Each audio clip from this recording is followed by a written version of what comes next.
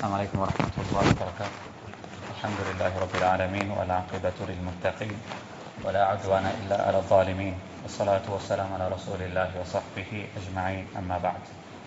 وعن بريدة رضي الله عنه في قصة الغامدية التي أمر النبي صلى الله عليه وسلم برجمها في الزنا ثم قال ثم أمر بها فصلي عليها ودفنت رواه مسلم.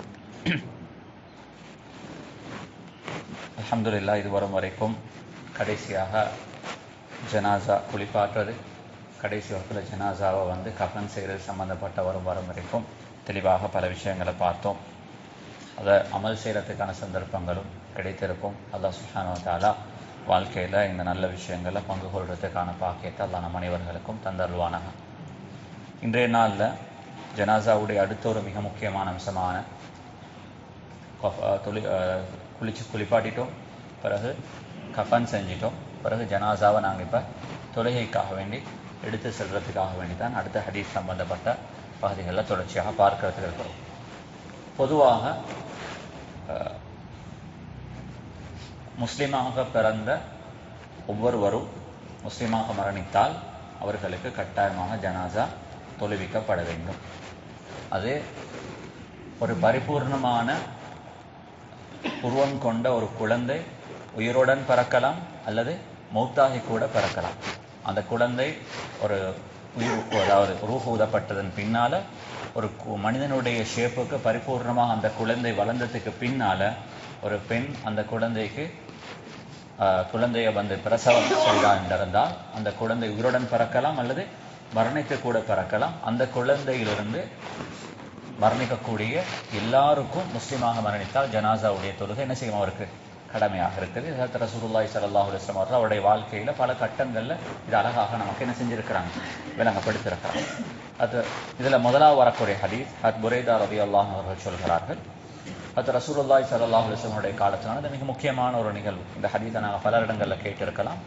காமிதியா என்று சொல்லக்கூடிய ஒரு கோத்திரத்தை சேர்ந்த ஒரு பெண்மணி ஒரு தவறான ஒரு பாவமான ஒரு ஒரு விஷயத்தை ஈடுபட்டார்.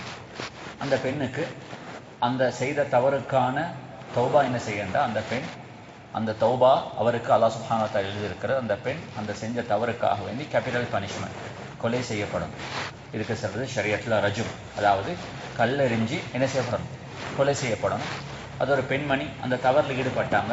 அது ரசூலுல்லாஹி ஸல்லல்லாஹு அலைஹி வஸல்லம் இடத்துல தன்னுடைய தவறை அதுக்கு சொல்றது அல் இக்ரார், கன்ஃபெஷன், ஏற்றுக்கொண்டாங்க. யார் ரசூலல்லாஹ், அங்கே ஷாஹித் யாரும் இருக்கல, நான் இப்படியாப்பட்ட ஒரு தவறு ஒன்றை செஞ்சிருக்கிறேன், இந்த தவறுக்கு நீங்கள் என்ன பரிசுத்தப்படுத்தி கொள்ளுங்க என்பதாக தான் செஞ்ச தவறை அது ரசூலுல்லாஹி ஸல்லல்லாஹு அலைஹி வஸல்லம் இடத்துல ஏற்றுக்கொண்ட பொழுது நீண்ட ஒரு ஹதீஸ் நபி ஸல்லல்லாஹு அலைஹி வஸல்லம் சொன்னாங்க, நீங்கள் ப்ரெக்னென்ட்டாக இருக்கிறீங்கம்மா, நீங்கள் தௌபா செய்யுங்க, அந்த குழந்தைய நீங்கள் டெலிவரி பண்ணினதுக்கு பின்னால் திரும்பி வாங்க, உங்களோட விஷயத்தை நான் பார்க்குறேன்.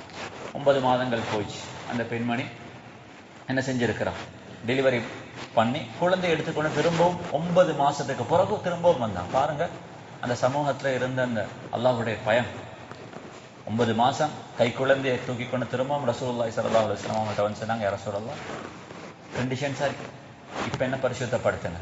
நபி ஸல்லல்லாஹு அலைஹி வஸல்லம் சொன்னாங்க, கை குழந்தை இப்போ உங்களுக்கு அந்த என்ன செய்யலாது, பனிஷ்மெண்ட் தர முடியாது, அந்த குழந்தைக்கு பாலூட்ட வேண்டிய கடமை இருக்குது.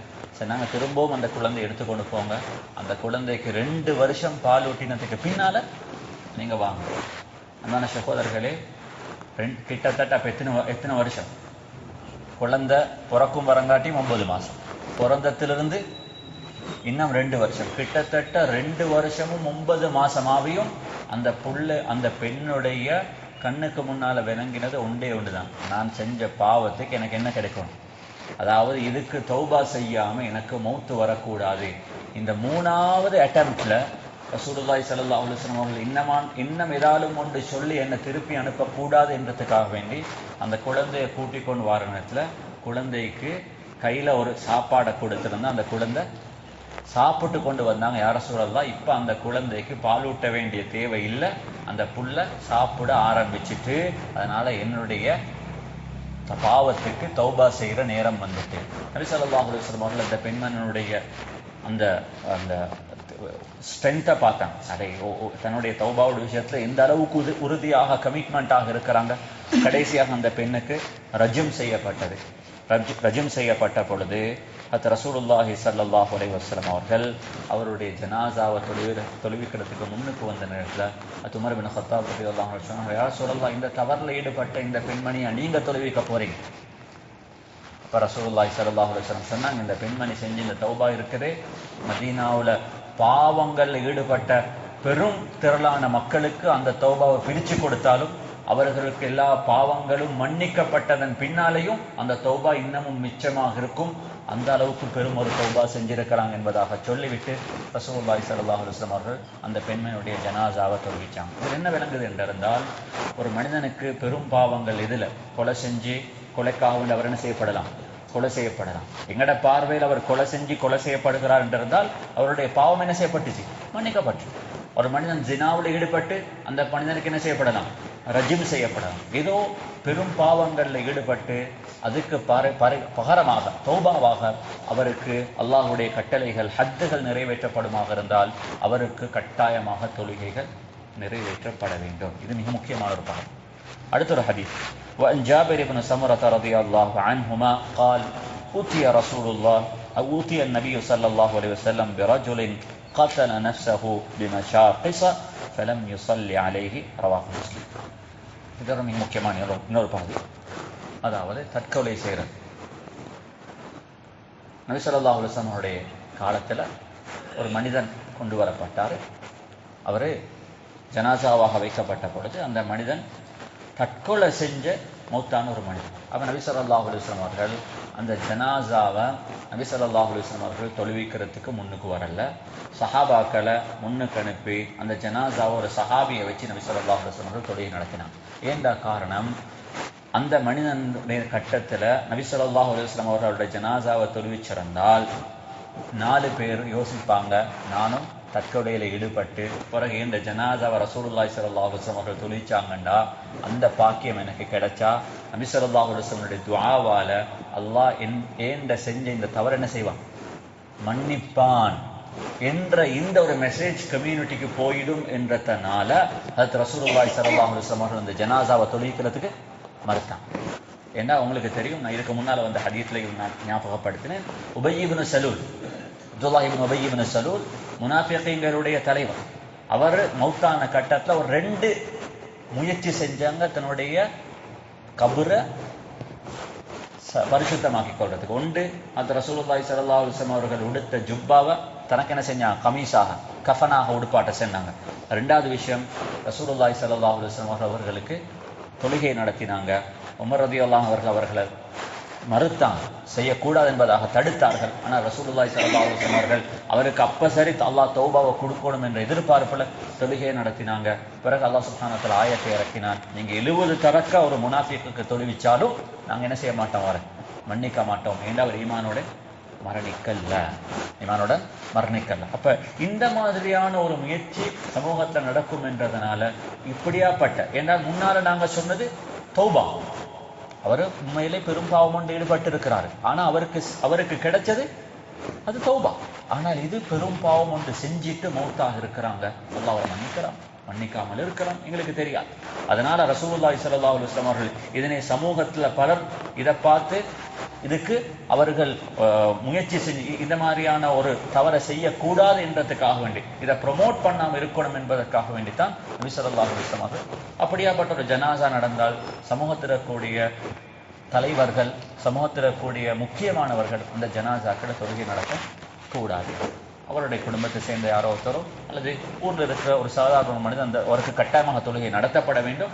அப்படியாப்பட்ட பெரியவர்கள் அந்த ஜனாசாவை தொழுகக்கூடாது. காரணம், மக்கள் எதிர்பார்ப்பாங்க, நான் இந்த தவறை செஞ்சாலும் இவரை வச்சாவது எனக்கு தொழுகையில் என்னுடைய பாவத்துக்கு மன்னிப்புவாக அமையலாம் என்றது இது ஒரு மிக முக்கியமான செய்தியாக இருக்கும் என்பதனால் ஹஜ்ரத் ரசூலுல்லாஹி ஸல்லல்லாஹு அலைஹி வஸல்லம் அவர்கள் இதை தவிர்த்து கொண்டாங்க. இந்த கட்டத்தில் ஒரு மிக முக்கியமான தொழுகையுடைய விஷயத்தில் ஒரு விஷயத்தை நான் சொல்ல விரும்புகிறேன். எல்லாரும் இதை நல்லா விளைக்கணும். நாங்கள் வஃபாத்தானால் எங்களோட ஜனாசாவை யாரும் தொழுவிக்கணும். என்னுடைய ஜனாசாவை என்னுடைய குழந்தை தொழுவிக்கணும் என்றதுக்கு அப்படியாப்பட்ட எந்த ஒரு சிறப்பும் ஹதீஸ்ல எங்கேயுமே வந்தில்லை. நான் மௌத்தான என் மகன் யஹ்யா தான் என் ஜனாசாவை தொழுவிக்கிறது சிறந்தது, அவர் சித்திக் சாப் மௌத்தான சித்திக் சாப்பிட மகன் தான் அவருடைய ஜனாசாவை தொழிக்கணும் இல்லை. என்னுடைய ஜனாசாவை யாரு தொழுவிக்கோணுமாக இருந்தால் எனக்கு தெரிஞ்ச அளவுல யாரு அல்லாஹுக்கு அல்லாஹுடைய பார்வையில் அல்லாஹுக்கு மிகவும் நெருக்கமான ஒரு தக்வா உள்ள மனிதனாக நான் யாரை பார்க்கிறேனோ முடிவுமாக இருந்தால் வசியத்தாக எழுதிட்டு போங்க, என்னுடைய ஜனாசாவை இன்ன மனிதர் தான் தொழுவிக்கணும் என்றால் அது துஆ. யாருடைய துஆ அல்லாஹ்விடத்துல மறுக்கப்பட மாட்டாதோ அப்படியாப்பட்ட ஒரு மனிதனுடைய ஜனாசாவை தொழுவிக்கிறதுக்கான பாக்கியம் கிடைக்கிறது மிகப்பெரிய விஷயம். இதனாலதான் ரசூலுல்லாஹி ஸல்லல்லாஹு அலைஹி வஸல்லம் அவர்கள் தன்னுடைய ஆயுள்ல நபி ஸல்லல்லாஹு அலைஹி வஸல்லம் அவர்கள் அவர் எந்த ஜனாசாக்களையும் அவர்கள் தான் தொழுவிக்கிறதுக்கு முற்படுவாங்க. ஏண்டா அது யாருடைய துஆ? நபி ஸல்லல்லாஹு அலைஹி வஸல்லம் துஆ. சஹாபாக்கள் அவர்கள் மரணித்த பொழுது அவர்கள் சஹாபாக்களுடைய குழந்தைகள் பெரும் பெரும் ஆக்களை செஞ்சாங்க, உயிரோடு இருந்தாங்க. ஆனா அவருடைய ஜனாசாக்களை தொழுவித்தது மூத்த சஹாபாக்கள். உமர் ரலியல்லாஹு அன்ஹுடைய ஜனாசா அவருடைய மகன் அப்துல்லாஹ் உமர் ரலியல்லாஹு இருந்தாங்க. அம்மார் இப்னு யாசிர் ரலியல்லாஹு அவர்கள் தான் தொழுவிச்சாங்க. ஆயிஷா ரலியல்லாஹு அவர்கள் மௌத்தானா. அவருடைய தாத்தர மகன் அப்துல்லாஹ் இப்னு ஜுபைர் மிக பெரும் மதீனாவில் இருந்த ஹிஜ்ரத்துக்கு பிறகு பிறந்த முதலாவது குழந்தை. எத்தனை பெரும் பெரும் அவருடைய குடும்பத்தில் இருந்த ஆலிம்கள் மூத்தவங்க இருந்தாங்க. ஆனா வசியத்தாக இருந்தாங்க தன்னுடைய ஜனாசா அபூ ஹுரைரா ரலியல்லாஹு அவர்கள் தான் தொழுவிக்க வேண்டும். தன்னுடைய ஜனாசாவை தனது குழந்தைகள் உண்மையிலே இந்த லெவல்ல இருக்கக்கூடிய ஒரு குழந்தைகளுடைய குழந்தை இருக்குமாக இருந்தால் பரவாயில்லை. அப்படியாப்பட்ட ஒரு நிலைமைக்கு என்னுடைய குழந்தை இல்லைன்றால் ஒரு மூத்த ஒரு மனிதர் இந்த மனுடைய துஆ அல்லாஹ்வால் மறுக்கப்பட மாட்டாது என்பதாக நான் எதிர்பார்க்கிற ஒரு மனிதர் எங்களுடைய ஜனாசாவை தொழுவிக்கட்டும். இதுதான் சிறப்பை தவிர மௌத்தா போனதுக்கு பிறகு என்ற மகர் என்ற ஜனாசாவை தொழுவிச்சார் என்றது எனக்கு சிறப்பாக அமைய போறதில்லை. தயவு செஞ்சு இந்த சமூகத்துல இந்த தவறை நாங்க திருத்திக்கொள்ளும். ஏழுமாக இருந்தால் எழுதிட்டு மௌத்தாங்க. உண்மையிலே இந்த கிளாஸை பொறுத்தவரை ஒரு சந்தோஷமாக இருந்துச்சு. அல்லாஹ் சுப்ஹானஹு வ தஆலா எனக்கு ரஹ்மத் செய்யட்டும். நான் இதே இடத்துல வச்சு நான் கடனை பற்றி பேசினேன். இந்த தூணில் உட்கார்ந்து கொண்டு கண்ணுக்கு ஆப்ரேட் பண்ணியிருந்தாங்க, பார்வையும் இல்லாமல் அழுது அதை கேட்டாங்க. அவர் வஃபாத் ஆகிறதுக்கு முன்னால் நான் கடைசியாக சொன்னேன், இது சரி கொடுக்கல் வாங்கல் இருந்தால் உங்களுக்கு அதை நிறைவேற்ற இயலா போனால் குறைஞ்சபட்சம் இந்நாளைக்கு இவ்வளோ கொடுக்கணும் என்றதை என்ன செய்யும், எழுதி வச்சுட்டாலும் மௌத்தாகிடுங்க. என்னுடைய மகளை வச்சு இன்னாளுக்கு 500 ரூபா கொடுக்கணும், இவருக்கு 600 ரூபா கொடுக்கணும், இவருக்கு 700 ரூபா கொடுக்கணும் என்று சொல்லி முழு கணக்கையும் என்ன செஞ்சிருந்தேன், எழுதியிருந்தாரு.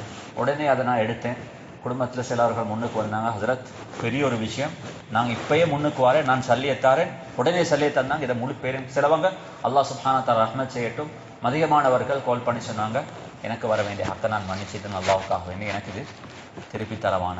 அப்படி இல்லாத மற்ற முழு பேருடைய கணக்குகளும் கொடுக்கப்பட்டு ஒரு பரிசுத்தமான நிலைமையில கடன்கள் எதுவும் இல்லாமத்தான் அவருடைய ஜனாசா அடக்கம் செய்யப்பட்டுச்சு. அன்பான சகோதரர்கள், இது ஒரு மிகப்பெரிய ஒரு கேள்வி. நீங்க உங்களோட ஜனாசா எப்படி அமையணும் என்று ஆசைப்படுறீங்களோ ஆசைப்படுறத வசியத்தா எழுதிட்டு மூத்தாங்க. அதை யாரும் நினைச்சாலும் அதை மாற்ற முடியாது. நான் இந்நாளைக்கு இவ்வளவு கொடுக்கணும், இதை கொடுத்துட்டு தான் என்னுடைய சொத்து பிரிக்கப்படணும். இருக்கிறது ஒரு ஊடாக இருந்தாலும் பரவாயில்ல, என்னுடைய குழந்தைகளுக்கு அல்லாஹ் அவர்களை பார்த்துக்கணும். ஏண்ட கபரு தான் எனக்கு முக்கியம். ஒரு வாகனம் தான் இருக்குது, பரவாயில்ல. ஒரு பைக் தான் இருக்குது, ஒரு டிவியில் இருக்குதா, அதை வித்து என்னுடைய குடும்பத்தினுடைய கடன்கள் அடைக்கப்படட்டும். அது ஏண்ட கபரு எனக்கு கிளியராக ஆகிடும். அந்த குழந்தைகளுடைய விஷயத்தை அல்லாஹ் சுப்ஹானஹு வ தஆலா அவர்களுடைய ரிஸ்கை பொறுப்படுத்தி இருக்கிறான். அல்லாஹ் அதை அல்லாஹ் பார்த்துக்கணும். அப்ப என்னுடைய கடன்களும் என்னுடைய ஜனாசா எப்படி அமையணும், யாரு தொழுவிக்கணும், என்னுடைய ஜனாசாவை யாரு குளிப்பாட்டணும், இவைகளை நீங்க என்ன செய்யட்டும், வசியத்தாக எழுதிட்டு மூத்தாக.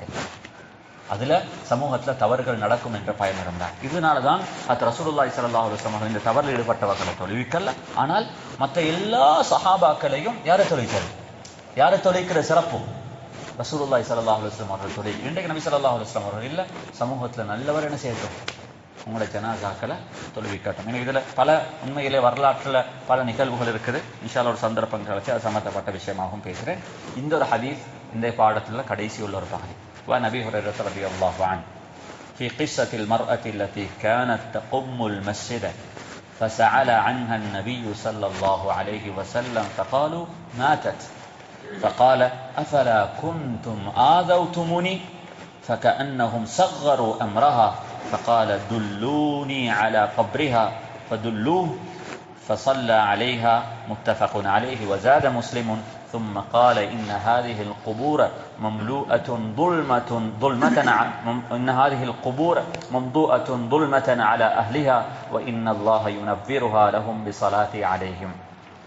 அபூ ஹுரைரா ரலியல்லாஹு அன்ஹு சொல்கிறார்கள், ஒரு முக்கியமான விஷயம்.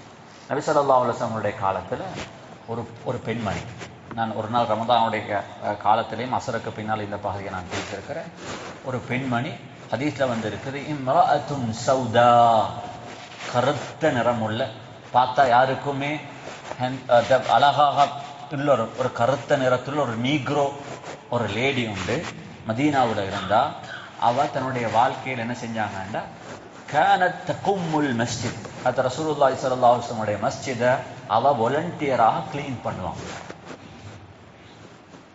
பெரிய ஒன்றுமே இருக்கிறான், கல்யாணம் முடிச்சிருப்பா, பிள்ளைகள் எல்லாம் பெருசாக இருப்பாங்க. அவக்கு இருந்த ஒரே ஒரு ஆசை என்ன தாண்டா, அவ எதனாலும் வந்து நபி ஸல்லல்லாஹு அலைஹி வஸல்லம் மஸ்ஜிதை கிளீன் பண்ணிட்டு போவாங்க. தொழுகிறவங்களுக்கு அந்த மஸ்ஜித் அழகாக அமைகிறதுக்கு, மஸ்ஜிதில் என்னென்ன சின்ன சின்ன தேவைகள் இருக்குதோ அவைகள் எல்லாத்தையும் நிறைவேற்றி வச்சுட்டு நபி ஸல்லல்லாஹு அலைஹி வஸல்லம் அவர்கள் அந்த பெண்மணியை நான் இதுக்கு முன்னாலேயும் நான் பார்த்தேன். ஜனாசாவுடைய இந்த பாடம் இருக்குது. ஹஜ்ரத் ரசூலுல்லாஹி ஸல்லல்லாஹு அலைஹி வஸல்லம் அவர்கள் சமூகத்தோட எந்த அளவுக்கு ஒட்டி இருந்தாங்க என்றத எங்களுக்கு பார்க்கலுமான ஒரு பாடம். வாலிபர்கள் ஏதோ ஒரு வாலிபர் சுகம் இல்லாண்டாங்க, நபி ஸல்லல்லாஹு அலைஹி வஸல்லம் அவங்க பார்க்க போனாங்க.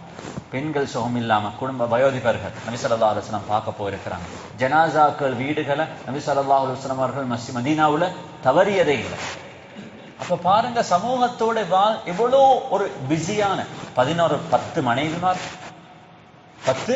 மனைவிமார் சமூகத்துடைய முழு பொறுப்பும் தனக்கு மேலால. கடைசியாக வெளிநாட்டிலிருந்து எது நேரம் டெலிகேஷன்ஸ் வருவாங்க நபி ஸல்லல்லாஹு அலைஹி வஸல்லம் அவர்களை சந்திக்கிறதுக்கு போறதுக்கு, குர்ஆன் இவைகளை பற்றி எல்லாம் பேசுது. இவ்வளோ பிஸியாக இருந்த ரசூலுல்லாஹி ஸல்லல்லாஹு அலைஹி வஸல்லம் அவர்கள் மதீனாவில் நடந்த சின்ன சின்ன விஷயங்கள்லையும் பங்கெடுக்கிறதுக்கு தவறாங்க. அப்ப பாருங்க எந்த அளவுக்கு சமூகத்தோட தொடர்பாக இருந்தாங்கண்டா. ஒரு நாள் பார்த்தாங்க, 2 நாள் பார்த்தாங்க, அந்த பொம்பளையை காணும். சஹாபாக்கள் கேட்டாங்க, எங்க மஸ்ஜிதுல காணலையே, நேத்தும் இருக்கல, 3ஆத்தும் பார்த்தேன், அதுக்கு முன்னாலேயும் பார்த்தேன், அந்த பெண் மஸ்ஜிதுக்கு வாரத்தை காணலையே. அந்த சஹாபாக்கள் சாதாரணமா சொன்னாங்க, யார சொல்லலாம், மூத்தா போனாங்க, அடக்கிட்டோம். மூத்தாயிட்டா அடக்கிட்டோம். நபி ஸல்லல்லாஹு அலைஹி வஸல்லம் அவர்கள் அதட்டிச்சு கேட்டாங்க, அஃபலா குன்தும் ஆதன்துமுனி, சொல்ல இருந்துச்சு. அரே எனக்கு ஒரு வார்த்தை சொல்லேன்னு அந்த பெண் மபாத்தானு சொல்லி, என்ன இது இதை பத்தி சொல்லாம் எப்படி அந்த பெண்ணை நீங்க அடக்கலாம், எனக்கு நீங்க சொல்லி இருக்கணுமே, இது கட்டாயமே. நபி ஸல்லல்லாஹு அலைஹி வஸல்லம் அந்த சஹாபாக்கள் அதட்டினாங்க, செஞ்சது ஒரு தவறு, நீங்க கட்டாயமாக சொல்லி இருக்கணும் என்பதாக சொல்லிவிட்டு நபி ஸல்லல்லாஹு அலைஹி வஸல்லம் அவர்கள், இந்த சஹாபி அபூ ஹுரைரா அவர்கள் சொல்கிறார்கள், ஃபகஅன்னஹும் ஸகரு அம்ரஹா, எல்லாரும் இவர ஜனாசாவை ஏன்பா அவருக்கு செல்லணும் என்று சொல்லி சஹாபாக்கள் அதை சிறிசாக பார்த்தாங்க. நபி ஸல்லல்லாஹு அலைஹி வஸல்லம் அவர்கள் அவர்களுடைய அந்த அட்டிடியூட்டை மறுத்தாங்க. நோ, உங்களோட பார்வையில் அந்த பெண்மணி சின்னொத்தராக இருக்கணும், ஆனா ஏண்ட பார்வையில் அவ சாதாரண ஒருத்தர் அல்ல, மஸ்ஜித் நபவியை கிளீன் பண்ணின ஒரு பெண்மணி, தனக்கு ஏழுமானத்தை இந்த சமூகத்துக்கு கொடுத்த ஒரு பெண்மணி. அவக்கு நான் செய்ய வேண்டிய கடமை ஒன்று எனக்கு இருக்குது, அவக்கு செஞ்சதுக்கு நான் திருப்பி செல்லணுமே. நீங்க எல்லாம் சாதாரணமாக நினைக்கிற மாதிரி மஸ்ஜிதை கிளீன் பண்றதும் மஸ்ஜிதோட தொடர்பாக இருக்கிறதும் என்றது சாதாரணமான ஒரு விஷயம் அல்ல. நபி ஸல்லல்லாஹு அலைஹி வஸல்லம் அவர்கள் ஹிஜ்ரத், அதாவது மிஅராஜ் போனாங்க.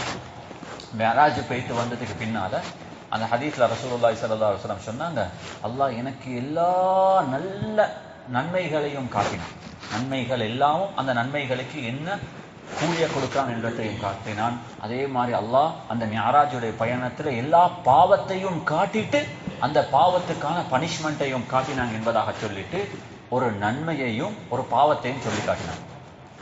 ஒரு நன்மையையும் ஒரு பாவத்தையும். அந்த நன்மை எது தெரியுமா? நன்மை எது? மஸ்ஜிதில் எப்படி முடியும் இருந்துச்சு, அந்த மனுஷன் அந்த முடியை எடுத்து என்ன செஞ்சாங்க, ரசூலுல்லாஹி ஸல்லல்லாஹு அலைஹி வஸல்லம் சொன்னாங்க, மஸ்ஜிதில் இருக்கிற ஒரு சின்ன ஒரு டஸ்ட்டை ஒரு மனிதன் எடுத்து வெளியில போட்டா அதுக்கு என்ன நன்மை என்றதையும் எனக்கு காட்டினான்.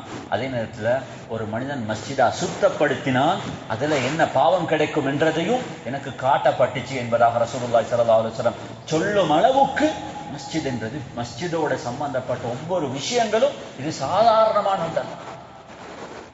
ரசூலுல்லாஹி ஸல்லல்லாஹு அலைஹி வஸல்லம் சொன்னாங்க, துல்லூனி அலா கப்ரி, உடனே சொன்னாங்க அந்த பெண்ணுடைய கபருக்கு என்ன கூட்டிக் கொண்டு போங்க. அந்த பெண்ணுக்கு கபருக்கு. அப்ப ரசூலுல்லாஹி ஸல்லல்லாஹு அலைஹி வஸல்லம் அவர்கள் அந்த பெண்ணுடைய கபரு காட்டப்பட்டுச்சு. ரசூலுல்லாஹ் இதுதான் அந்த பெண்மணியுடைய கபரு. நபி ஸல்லல்லாஹு அலைஹி வஸல்லம் அவர்கள் ஃபஸல்லா அலைஹா அந்த கபருக்கு கிட்ட நின்று அந்த பெண்மணிக்கு திரும்பவும் நபி ஸல்லல்லாஹு அலைஹி வஸல்லம் அவர்கள் ஜனாஸா தொழுகையை நடத்தினார்கள். இதுதான் சாலிஹான் ஒரு மனிதனுடைய ஜனாஸாவுடைய இமாமத்தை எங்களுக்கு கிடைக்கிறதுடைய பாக்கியம். சொல்லிட்டு நபி ஸல்லல்லாஹு அலைஹி வஸல்லம் அவர்கள் ஒரு மனிதனுக்கு நபி ஸல்லல்லாஹு அலைஹி வஸல்லம் அவர்கள் இமாமாக இருந்து அந்த ஜனாஸாவை தொழுவிக்கிறதுக்கான நன்மையையும் சொல்லி காட்டினாங்க. வஸாத முஸ்லிமுன் ثم قال தொழுகையை நடத்திட்டு சொன்னாங்க, நீங்க நினைக்கிறீங்கடா ஒரு ஜனாஸாவுக்கு நான் இமாமாக இருந்து அந்த ஜனாஸாவை தொழுவிக்கிறதுக்கு ஒரு ஜனாஸாக்கு கிடைக்கிறது என்பது பெரும் பாக்கியம் சொல்லி சொன்னாங்க. இன்ன ஹாதிஹில் குபூர மம்லூஅத்துன் துல்மதன் அலா அஹ்லிஹா. இந்த கபரு என்பது அதிகமானவர்களுக்கு ஒரு இருட்டு அறை தான். அல்லாஹ் என்னையும் உங்களையும் கபரையும் பாதுகாக்கட்டும். சின்ன ஒரு சாராருக்குத்தான் அது நாங்கள் நினைக்க செல்றோமே கபர் என்றது அதை கண்ணெட்டிய தூரம் விரிஞ்சிருக்கட்டும், சொர்க்கத்தின் பூஞ்சோலை ஆகாட்டும் என்பதாக நாங்கள் சொல்றதெல்லாம் இந்த சமூகத்துல கொஞ்சம் பேருக்குத்தான் இந்த பாக்கியம். அதுல நானும் நீங்களும் ஆகிறதுக்கான முயற்சி செய்யணும். இன்ன ஹாதிஹில் குபூர மம்லூஅத்துன் துல்மதன் அலா அஹ்லிஹா. இந்த கபர்கள் அதிகமானவர்களுக்கு இருட்டு அறைகளாகத்தான் இருக்க போகுது. வ இன்னல்லாஹ யுனவ்விருஹா லஹும் பிஸலாத்தி அலைஹிம். நான் ஒரு மனிதனுக்கு தொழுகை நடத்தினால் அல்லாஹ் என்னுடைய தொழுகையினால் அந்த கபரை அந்த மனிதனுக்கு வெளிச்சத்தால நிரப்பி விடுகிறான் என்பதாக ரசூலுல்லாஹி ஸல்லல்லாஹு அலைஹி வஸல்லம் 100 நிரப்பி விடுகிறான் என்பதாக நபி ஸல்லல்லாஹு அலைஹி வஸல்லம் சொல்லி காட்டினாங்க. எனவே அந்த பாக்கியம் இருக்குது. இன்றைக்கும் எங்களுடைய ஜனாஸாவுடைய தொழுகை இன்றையுடைய பாடத்துல மிக முக்கியமான ஒரு பகுதி இவைகள். அதாவது முஸ்லிமாக பிறந்த ஒரு குழந்தையாக இருக்கட்டும், அந்த குழந்தையிலிருந்து முஸ்லிமாக மரணித்த எல்லாருக்கும் ஜனாஸாவுடைய தொழுகை. அது ஒரு மனிதன் தௌபாவில் பெரும் பாவங்கள் ஈடுபட்டு அவர்கள் ஷரியத்துடைய ஹத்துகள் நிறைவேற்றப்பட்ட ஒரு மனிதனாக இருக்கலாம், அல்லது முஸ்லீமாக மரணித்திருக்கிறாரு தற்கொலை செஞ்ச ஒரு மனிதராக இருந்தால் அவருக்கும் தொழுகை நடத்தப்படணும். அதுல மிக முக்கியமான ஒரு பகுதி நமது தொழுகை யாரு நடத்தணும் என்றத இந்தியாவுடைய பாடத்தை விலகிக் கொள்வோம். அதுல மிக முக்கியம் சமூகத்தில் கூடிய இந்த தவறான புரிதலை அகற்றுவோம். இது என்னுடைய ஜனாஸாவை என்னுடைய குழந்தை தொழுகிக்கிறது என்றதுல எந்த சிறப்பும் ஷரியத்துல இல்ல. எதிர் சிறப்பு இருக்குது. யாருடைய கையை ஏந்தினால் அந்த கைகளை அல்லாஹ் வெறும் கைகளாக திருப்பி அனுப்ப மாட்டானோ அப்படியாப்பட்டவர்கள் உங்களோட ஜனாஸாவை தொழுவிக்கட்டும். அது யாரு என்றதை நீங்க வசியத்தாக எழுதி மூத்தாகிறீங்க. வசியத்தாக எழுதி மூத்தாகிறீங்க அல்லது மௌத்துரை கட்டத்தை சொல்லுங்க, என்ற ஜனாஸாவை இன்னவர் தான் தொழுவோம். இன்னவர் தான். நபி ஸல்லல்லாஹு அலைஹி வஸல்லம் அவர்கள் சொன்னார்கள், சில மக்கள் இருக்கிறாங்க, அவர்கள் சாப்பாடுகளுக்கு அவருக்கு இன்விடேஷன் கிடைக்காது.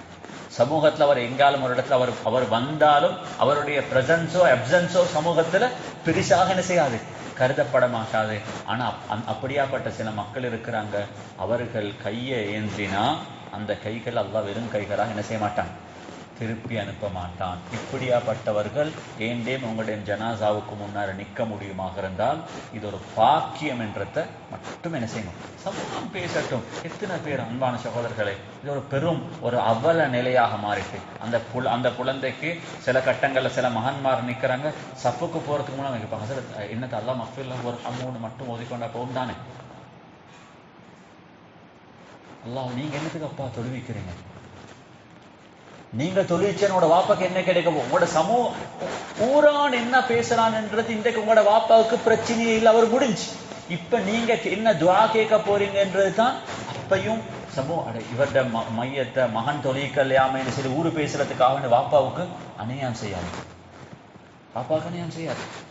எனவே இந்த ஒரு விஷயத்துல சமூகம் கட்டாயமாக இது ஒரு நோயாக மாறிட்டு இந்த நோயிலிருந்து வெளியே வாரத்துக்கான ஒரே ஒரு அம்சம் எது, வசியத் மட்டும்தான். எழுதிட்டு வைத்திருங்க. அல்லாஹ் சுப்ஹானஹு வ தஆலா அப்படியாப்பட்ட பாக்கியத்தை அல்லாஹ் எனக்கும் உங்களுக்கும் தருவானாக. எனவே தொழுகையுடைய மிக முக்கியமான ஒரு பகுதியை நாங்கள் பார்க்கிறோம். இந்தியாவுடைய பகுதியினுடைய சாராம்சம் என்ன சொன்னா, ஜனாசாவை யாரு தொழுவிக்கணும் என்றதை முடிவு செய்யப்படுங்க, அதை எழுதி வச்சுட்டு மௌத்தாகிடுங்க. கட்டாயமாக ஜனாசாவுடைய தொழுகை முஸ்லீமாக மரணிக்கக்கூடிய எல்லாருக்கும் தொழுவிக்கப்படணும். இதுக்கு அங்காலிச்சால் அடுத்து வரக்கூடிய வகுப்புகளில் எப்படி தொழுவிக்கிறது, ஒரு ஜனாசாவில் எத்தனை பேர் தொழுகிறதுனால அந்த ஜனாசாவுக்கு பாக்கியங்கள் இருக்குது என்பது எல்லாத்தையும் தொடர்ச்சியாக பேசுவோம். அல்லாஹ் சுப்ஹானஹு வ தஆலா பல விஷயங்களை கேட்குறோம், முயற்சி செய்து கொள்ளுங்க. அந்த செய்யக்கூடிய அமல்கள் என்ன செய்யறது, போன கிழமை நான் இதாக சொல்றேன், உதாரணமாக எசினாவுடைய ஜனாசாவை குளிப்பாற்ற நேரத்தில் நான் அதுக்கு முந்தின பாடத்தை தான் நான் சொல்லி நான் முடித்தேன். ஜனாசாவை குளிப்பாட்டினா என்ன நன்மை கிடைக்கும் சொன்னேன். என்ன சொன்னேன்? ஜனாசாவை குளிப்பாட்டினா 40 கபீரா, 40 பெரும் பாவங்கள் மன்னிக்கப்படும். ஒரு ஜனாசாவை நீங்க குளிப்பாட்டணும். அந்த குளிப்பாற்ற கட்டத்தில் அந்த ஃபீலிங் எனக்கு இருக்கணும். இந்த ஜனாசாவை நான் குளிப்பாட்டி அந்த ஜனாசாவில் அந்த குறைகளை நான் மறைச்சு கொள்வேன். அந்த நேரத்தில் என்ற நியத்து எப்படி இருக்கணும்டா, இதை குளிப்பாட்டு முடியக்குள்ளே இந்த 40 பெரும் பாவங்கள் என்ன செஞ்சிருக்கும், பரிசுத்தமாகிடும். அப்போ வாழ்க்கையில் நீங்கள் ஒரு 100 ஜனாசாவை குளிப்பாட்டினீங்கடா, 100 ஜனாசாவை குளிப்பாட்டினா, ஒரு 1000 ஜனாசாவை குளிப்பாட்டினா, ஒரு 200 ஜனாசாவை குளிப்பாட்டினா, இதெல்லாம் பாக்கியம். எனவே வாழ்க்கையில் இந்த மாதிரியான சந்தர்ப்பங்கள் கிடைக்கும். இதெல்லாம் பொறுமதியாக பார்ப்போம். நல்ல நீயத்துகளோடு ஈமானன் வஹ்திசாபன் அந்த நன்மை கிடைக்கும், அந்த நன்மை கிடைக்கணும் என்ற எதிர்பார்ப்போடு செய்வோம். அல்லாஹ் சுப்ஹானஹு வ தஆலா இந்த நல்ல விஷயங்களை வாழ்க்கையில் கேட்டு அமல் செய்யக்கூடிய பாக்கியத்தை அல்லாஹ் எனக்கும் உங்களுக்கும் நசீபாக்குவானாக. வ ஆகிரு தஅவானா அல்ஹம்துலில்லாஹி ரப்பில் ஆலமீன். வஸ்ஸலாமு அலைக்கும் வரஹ்மத்துல்லாஹி வபரகாத்துஹு. சுப்ஹானக அல்லாஹும்ம வபிஹம்திக் அஷ்ஹது அல்லா இலாஹா இல்லா அன்த அஸ்தக்ஃபிருக வ அத்தூபு இலைக். ஸல்லல்லாஹு அலா நபியில் உம்மி வ அலா ஆலிஹி வ ஸஹ்பிஹி வஸல்லம்.